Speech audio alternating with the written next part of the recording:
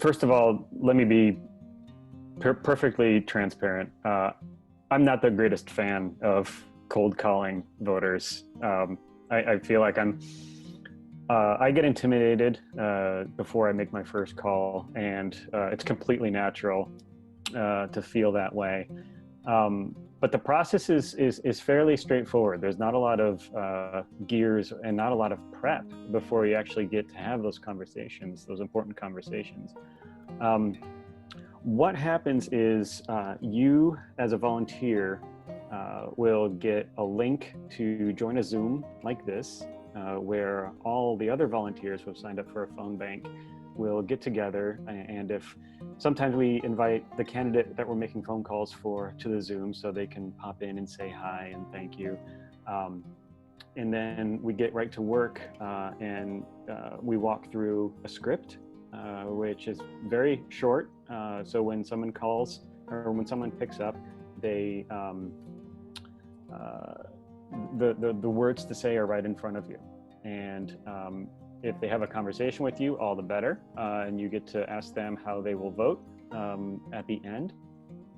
And then you record it and say goodbye and move on to the next caller.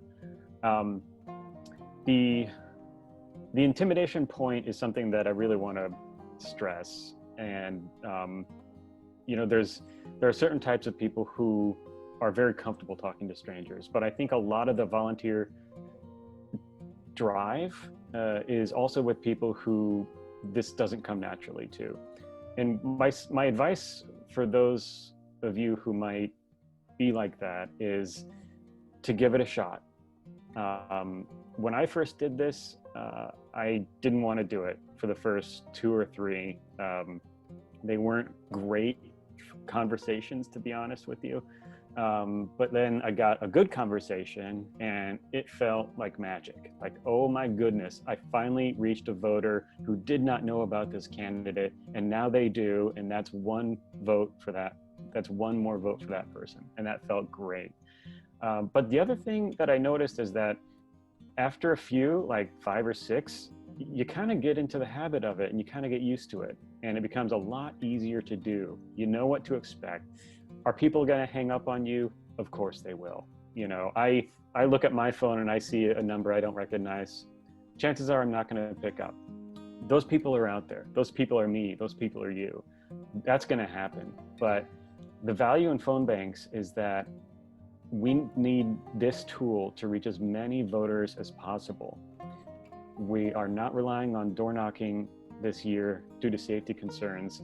So this is the next best way to reach voters and have a conversation about candidates with voters. So even though we do get, you will get hung up on a few times, that water passes under your bridge fast, and seconds later, you're not even going to remember that, don't call me again, click. And the ones that you actually have a conversation with completely wipe away any bad feelings that you'd have about all the hangups that you'd get. We have a specific profile of voter that we're trying to reach as Sierra Club, as the Turn Texas Green election team. These are voters who are not guaranteed to fill out their entire ballot. And so they might show up to the booth knowing that they're going to vote against Trump. They might know who they're going to vote for Congress, but further down ballot, there's a high likelihood that they might not be aware of who's running, and might not have had the time to do their homework. So that's where it becomes very valuable to have a conversation or try to reach that person to let them know that this state house candidate is the environmental candidate. So before you vote, this is that person.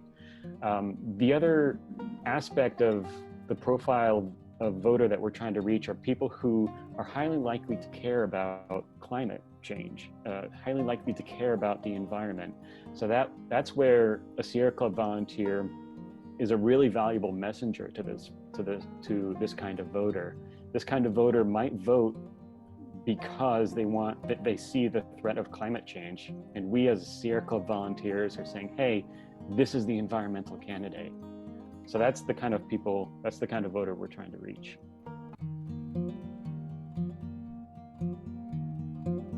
Great question.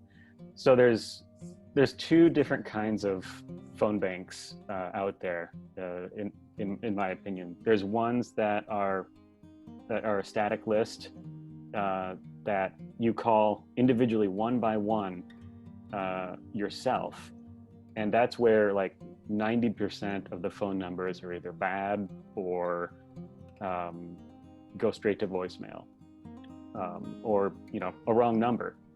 And then there's a second way to do phone banks through use of a predictive dialer, which does a lot of the weeding out for you. So that's the one that we're using to reach state house candidate, or to reach voters in our priority state house races.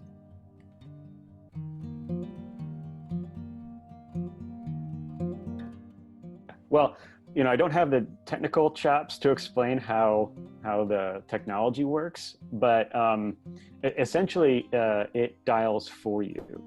So it saves volunteers the labor of actually dialing individual phone numbers. It does the dialing for you, and it weeds out most of the bad numbers, most of the voicemails. You might get a few voicemails, but it takes out a lot of that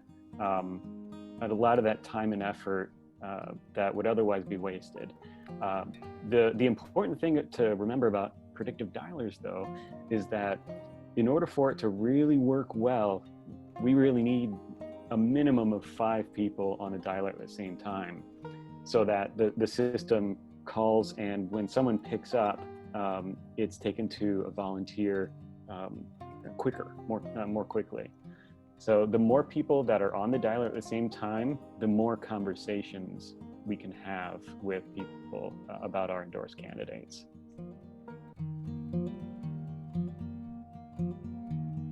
So go to turntexasgreen.org/events, and that's where all of our phone banks are listed on our calendar. You can also check out our events page on the Texas Sierra Club Facebook page. So it's facebook.com/Texas Sierra Club to see what we've got coming up.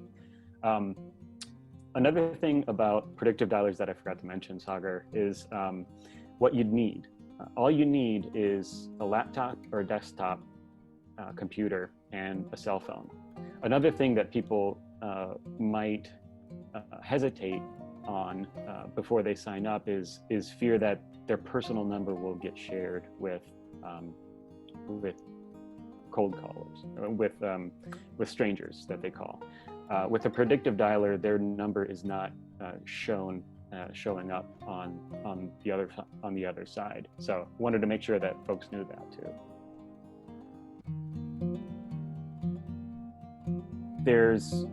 There are a lot of races in 2020 for the Texas legislature that had very close margins in 2018. So the more every vote counts, the more individual conversations we have with people, the greater the chances are of flipping some seats that were lost by just a few dozen votes in 2018. So every conversation counts, every contact with the voter counts, especially now when people are finally paying attention and trying to do their research on down-ballot races. So I appreciate